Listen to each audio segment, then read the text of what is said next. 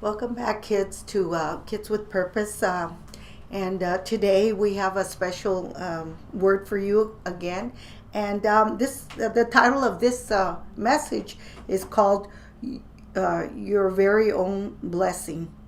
And the word that we have today is right here on the board. It says, "God will give everyone the praise he should get," and that is found in 1 Corinthians 4:5. Now, this verse here, we're just giving, it's only a partial of the actual verse, but I'm just going to go over. I felt like I needed to start from the beginning to see what it was talking about our own blessing. And as I was reading this, from the beginning, of this verse, I felt like the Lord was describing something that's in the future for all believers.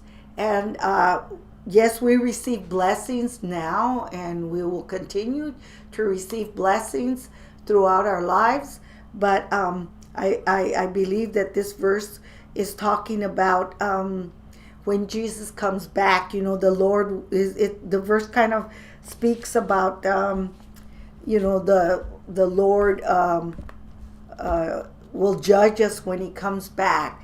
It somehow says in verse let me go into verse 5. Therefore judge nothing before the time until the Lord comes, who will both bring to light the hidden things of darkness and reveal the counsels of the hearts. Then each one's praise will come from God.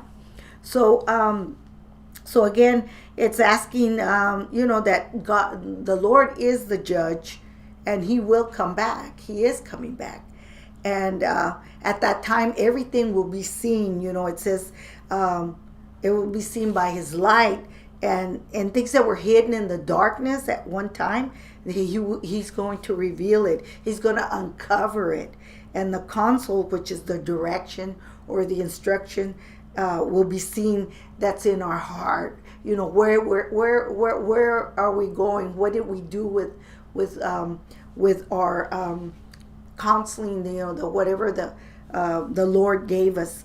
And so God's called us. If I go back to the beginning of verse 1, because this is in verse 5, that chapter starts off with us being servants of Christ. Servants of Christ and stewards. Stewards are keepers. They keep. You're like, God's giving you something to do, to keep. To work out, and we need to be faithful, to not be faithful, to be trustworthy. For God to trust us with what He's given us, and for us to be like dependable. Okay. And then and that also comes by obedience. When we obey God, He can give us still more. A steward is a person that God's given you something, and He's asked you to take care of that. And when you're obedient and you're trustworthy, He can trust you. Then He probably He'll start giving you a little more, and all that is again by obedience, and obedience to our God. And so we are stewards of things that are still sometimes unknown. There are so many things that mankind still doesn't know. There's a lot of people that are very close with the Lord. They walk with the Lord, and they're in a different maybe level than me, but even they don't know all the mysteries, all the secrets that God has, because and that's the beauty of it. It's almost like a mystery novel. I like mysteries, and I like to just see what's going to happen at the end, and that's exactly what God does. He wants us to. He doesn't want to show us everything, because then it's not going to be, we want to have a little surprises at the end, and they're not going to be little either. They're going to be big surprises. But we are considered like leaders, even though we're your children, you're still little, you're still considered leaders. And you need to manage those little things that God has given you. They're, sometimes, just managing how you are with your family, with your parents, with your schoolwork and your teachers, maybe with the leaders at church, your pastors, and there's small things, and then there's bigger things, issues, things that really matter, to God. And then also things that belong to other people. We have to be also good stewards of other people's things. Maybe you borrow something from a friend. You need to take care of that whatever you borrowed. Why? Because you need to be a good steward, a good keeper of not only your things and your family, but of others. And God sees that. Those are the things that it says that He will reveal the counsel in the heart, and that He wants us to be keepers of others too. That's why we're here, okay, on this earth. And it says stewards are not owners, but they're operators. They operate whatever it is that God's given them. If God's given you the ability to make friends right away, then take care of that gift that God's given you. You're the operator of making friends, okay? And maybe you're shy, but maybe God's giving you a talent. Maybe you play an instrument, a music. God loves that, and so you take care of that. And maybe you're not so good in school, in most subjects, but maybe you're good in math, take care of that. God's giving you that. And so you're an operator, and you have the responsibilities or the duties for those things that He's given you. And then with belief, with our faith and with our heart, which God gives us grace, we are as the owners of all these things that He's given us. And so and then in the following verses, it continues on in verse 6, that it says not to puff up again, think you're better than others just because of your gift, because God gives everybody their unique gift. It's not the same, and one thing is not better than the other, even though in our eyes it does here in the world, but in God's eyes He loves everybody equally. And so we can't think we're better or puff up, and because actually, who made us different from each other? The Lord. He made everyone different. We're all uniquely made, and because He wants us to receive whatever He has for us, and for us to guard it and use it properly. And so and so others, they also receive something. And maybe to you it doesn't seem like it's a big deal what your friend does or what that other person. But you know what? If they belong to the Lord, it is something great. To you it might not be, because you're looking at through your human eyes, but we need to look through our spirit eyes and see that God has given us all something, great. And whatever He gives us is awesome. It doesn't matter what we think. It's His thoughts are higher than ours. And so in Apostle Paul, as well as the other apostles that lived at this time that were going through this, their lifestyles, were kind of ridiculous, and the people in the world thought that, these people are kind of crazy. But you know what? Sometimes the Lord's gonna ask us to do something that's not ordinary, and it might look kind of ridiculous or foolish, but God has a reason for everything. And again, the world's ways are not His ways. And so we always have to remember to be faithful, to be without blame, to try and just keep our eyes on Jesus. Yes, we're going to fall. We're going to do wrong things. But us as believers, our sinfulness, our ugliness that we sometimes still fall into, Those things are already forgiven when we receive Jesus in our heart. We received him and he wiped them off. The past, the present, and the future sins. That doesn't mean we can just go ahead and start sinning. No.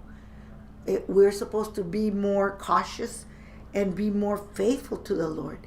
We don't want to, we need to have the fear of the Lord, which means we don't want to hurt him. We don't want to do something that will dishonor him or that will, bring sorrow to his heart. That's fearing the Lord. It doesn't mean that you're afraid of him. No, you're afraid of hurting him. And that's what we need to be cautious with. And we need to be obedient to him, because he does talk to us, but we need to make that time. We can't always be on the television or on our games or just talking away all the time. We need that quiet time with the Lord, and we need to interact with him. Allow him to come to you without words. And when he touches you, sometimes that's all you need. Sometimes you might have something to say to him. Sometimes he puts words into your mouth, and it's just awesome. So do spend that precious time with him. It doesn't have to be hours or an hour. Sometimes it's hard. I know as little kids it's hard to sit still, but spend a little bit of time with him. Don't talk. Try to just kind of maybe close your eyes so you can concentrate and just picture yourself in Jesus' lap and sitting in the King's lap, and that he loves you so much. So yes, so remember, be faithful and obedient to your God, and be good stewards of God's mysterious ways, things that we still don't know. And though they may sound strange to other people, in the end, again, God will give us the praise that we should get if we are good stewards. We're faithful and we obey his word. He will give us the praise that we should get, and that one is going to be your very own blessing. It's not going to be anybody else's. It's going to be just for you. So when he comes to you on that last day, on the last moment and time that he receives you, you're gonna see the praise that he has for you for being a faithful steward, a faithful servant, a wonderful child growing up to be grown up. Okay, so today we also have Andrea, who's going to share with us in Spanish, and so here we have a new teacher for this afternoon. Thank you.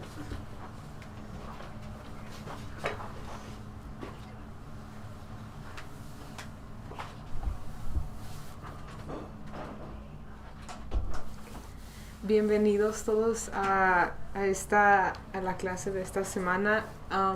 La clase de hoy se llama Tu propia bendición.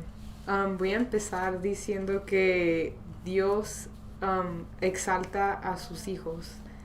Y qué increíble esa frase, ¿verdad? Dios no va a exaltar nomás a los mejores o a alguna gente. Él va a exaltar a todos sus hijos, a cada uno de ellos.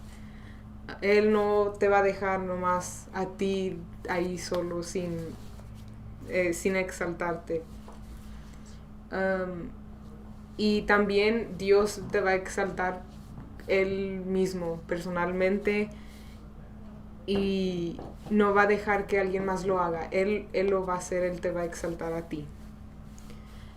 Es como cuando vas a la escuela y te dan un premio en la escuela, no le dan el premio a toda tu clase o a tu familia, te lo dan a ti.